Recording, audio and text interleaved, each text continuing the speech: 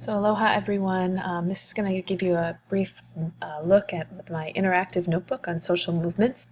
So an interactive notebook is basically taking a slide presentation in Google and embedding it with all the content that you want students to experience as part of that lesson or unit.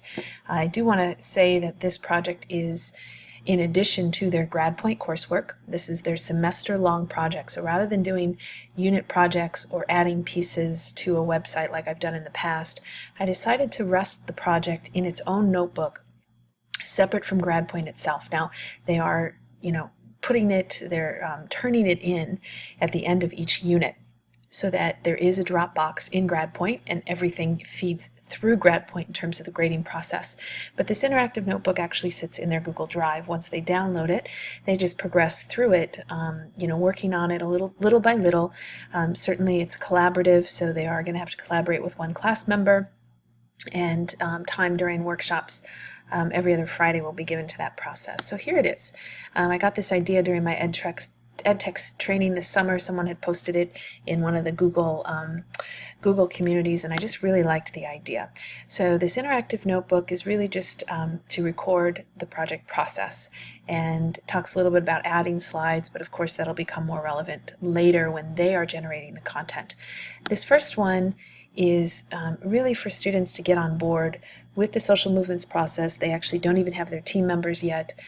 This is really the very first unit of the semester, and so it's much more about them landing in this idea of social movements, which is actually the theme for or the lens, I should say, through which we're viewing all of U.S. history, starting with with slavery and the abolition movement, leading up through the civil rights era and even modern day movements like the Black Lives Matter movement. So it begins with this quote: "Young people have been at the forefront of every great social movement in our country's history." He gives the project objective, letting them know that they will be describing a significant reform movement.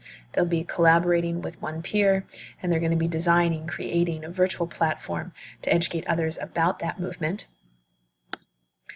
Ultimately, the larger project essential question is, how can we, as both citizens and students of the United States, design a way to, number one, educate others about the importance of historical movements and the role they've played in shaping our nation, but also, number two, how does learning about those movements inspire participation in movements today? Because I really want students to walk away with the idea that they have a role to play in movements today. So as we get into the part one, like I said, part one is really just an introduction.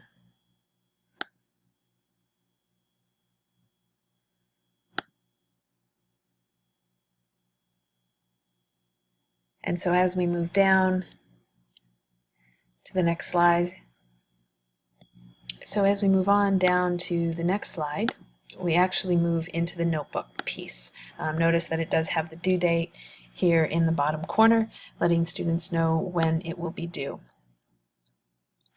What makes this interactive is that I've embedded links and activities within it. So the first one is a TED Talk.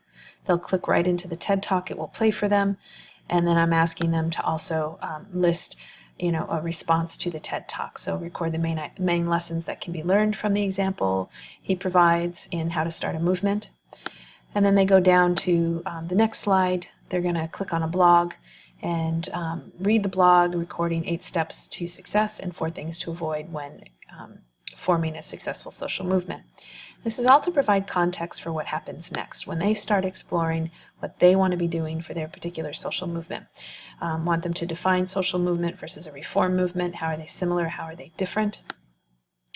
And then I actually created my own custom Google search engine, which you can do through Google. I don't know how many of you know that. I'd have to go back and remember how I did it, but there's a particular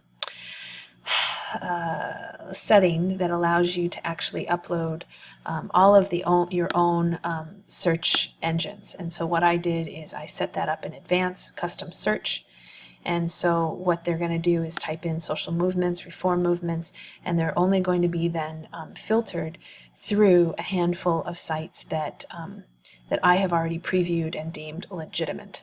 So that's just something to keep in mind. That's a trick I learned in my EdTech training.